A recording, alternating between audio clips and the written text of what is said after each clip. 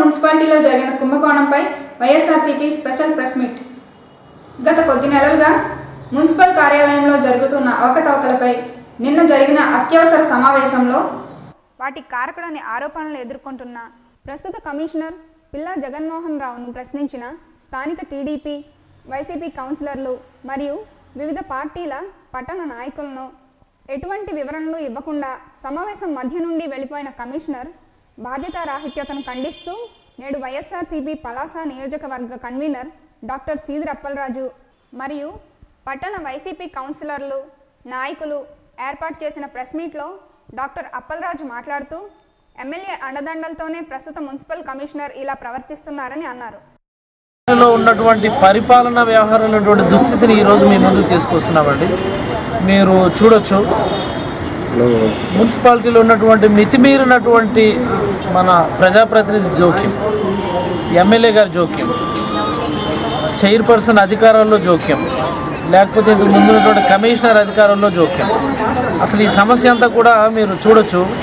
మొట్టమొదటిసారి పెన్షన్లని పంపిణీ చేస్తున్నప్పుడు పెన్షన్లు పంపిణీ అనేది అదొక అధికారిక కార్యక్రమం, ప్రభుత్వ కార్యక్రమం.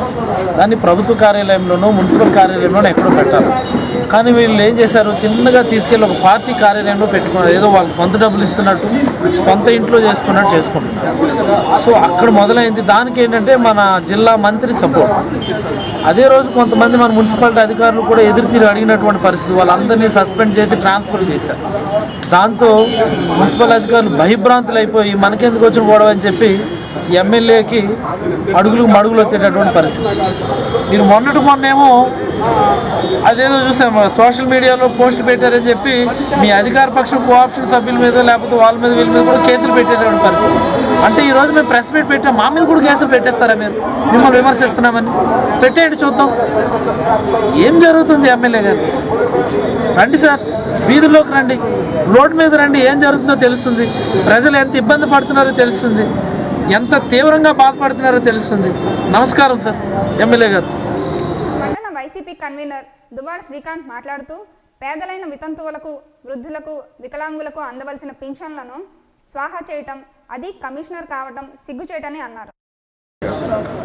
పెద్ద బాధాకరమైన విషయం ఏంటంటే వృద్ధులకి, వితంతువులకి, వికలాంగులకి ఇవ్వాల్సిన పెన్షన్లో ప్రతి నెల వేలు ముద్రలు పడలేదని, అంతేకాకుండా ఇతరత్ర ప్రాబ్లమ్స్తో కొంతమందికి పెన్షన్లు ఇవ్వకపోవడం అనేది జరుగుతుండడం వాస్తవమే. దానికి మేము అంగీకరించడం. అప్పుడు ప్రభుత్వం వారు ఎలాంటి సూచనలు ఇచ్చారంటే అక్కడ సంబంధించినటువంటి ప్రభుత్వ ఉద్యోగి ఫింగర్ ప్రింట్ వేసి ఆ డబ్బుల్ని అందించండి అని చెప్పడం జరిగింది.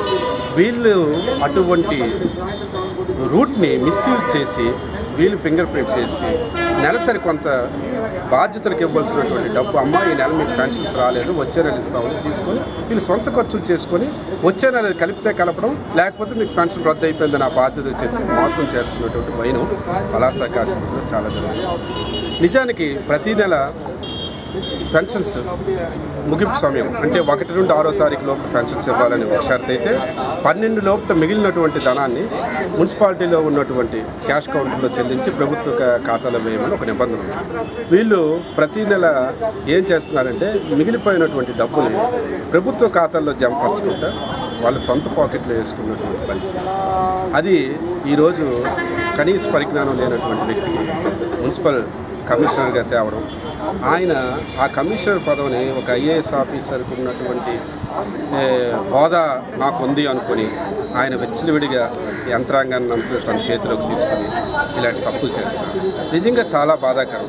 ఒక కమిషనరు ప్రజలకి సుమారు 1,00,000 మంది పలాస కాశీలో ప్రజలకి జవాబుదారీతనంతో ఉండాలి. అలాగే పట్టణ వైఎస్ఆర్సీపీ ప్రతినిధి బల్ల గిరిబాబు మాట్లాడుతూ మున్సిపాలిటీ సిబ్బంది ట్రేడ్ ఫీజు అని వసూలు చేసిన నగదుకు ఇంతవరకు వాటికి రసీదు కూడా ఇవ్వలేదని, దానికి నేనే సాక్ష్యమని తెలిపారు. నమస్కారాలు తెలియజేస్తూ ఈవేళ మున్సిపాలిటీలో వైఎస్ఆర్ పార్టీ తరఫున మరి ఇప్పుడు ప్రెస్ మీట్ అయింది. వెంటనే ఈ ఎలక్ట్రానిక్ మీట్లో న్యూస్ బాక్స్ ద్వారా పలాస మున్సిపాలిటీ ప్రజలకు మరి మేము తెలియజేయండి ఏమనగా, మీరంతా చూస్తున్నారు గత 3 సంవత్సరాల్లో మరి తెలుగుదేశం ప్రభుత్వానికి ఇక్కడ మున్సిపాలిటీలో కానీ ఎమ్మెల్యేకి కానీ గెలిపించిన తర్వాతను నగర పరిపాలన ఏ విధంగా ఉంది, మనం కడుతున్న పన్నులకి వాళ్ళు సేవలు ఏ విధంగా ఇస్తున్నారో మీరందరూ గ్రహించారు, ఇంకా గ్రహిస్తారు. కాబట్టి ఇకనైనా తెలుగుదేశం ప్రభుత్వానికి, ఇక్కడున్న పాలక మండలానికి, ఇక్కడున్న ఎమ్మెల్యే గారికి మరి మనం అంతా హెచ్చరిక చేసి ఈ అవినీతిని అరికట్టకపోతే మరి ఇంకా వాళ్ళు రెచ్చిపోతారు. ఇప్పటికే చెరువులు పంచుకుంటున్నారు, నీరు చెట్టు కార్యక్రమం పేరు పెట్టి మరి ఈ చెరువుల్లో ఎంత అవినీతి జరిగిందో మనం చూస్తున్నాం, వాటర్ సప్లైలో ఎంత అవినీతి జరిగిందో మనం చూస్తున్నాం, శానిటేషన్లో నెలవారీ ఎంత అవినీతి జరుగుతుందో మనం చూస్తున్నాం, అలాగే ఇప్పుడు పెన్షన్ల పంపిణీలో ఎంత అవినీతి జరిగిందో మనం అంతా కూడా ఇప్పుడు చూస్తున్నాం. నాపై ఈరోజు పత్రికలు చూడగా అవినీతి జరిగిందని నాపై ఆరోపణ చేస్తున్నారు. వాస్తవంగా ప్రతి నెల వచ్చే ఎన్టీఆర్ భరోసా పెన్షన్ల అమౌంట్ కన్సర్న్ పీడీఓస్కి ఇవ్వడం, తర్వాత వాళ్ళు మిగతా అమౌంట్ మా అకౌంటెంట్ సరాఫ్ గారికి ఇచ్చి కట్టడం, ప్రతి నెల అన్స్పెంట్ అమౌంట్స్ బ్యాలెన్స్ అనేది పీడీడీఆర్డీ వారికి every month up to date మేము పే చేయడం జరిగింది. ఇందులో ఎటువంటి అవినీతికి కానీ అక్రమాలకు కానీ పాల్పడలేదని మీకు తెలియజేస్తుంది.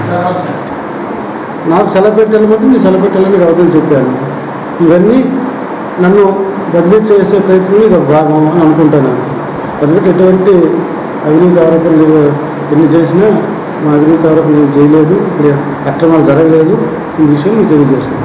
అయితే జరిగిన మొత్తం తన నిచ్చటి నుండి బదిలీ చేయించాలని ఉద్దేశపూర్వకంగా తనపై లేనిపోని ఆరోపణలు చేస్తున్నారని, నేను ఏ విధమైన తప్పు చేయలేదని కమిషనర్ చెప్పడం విశేషం.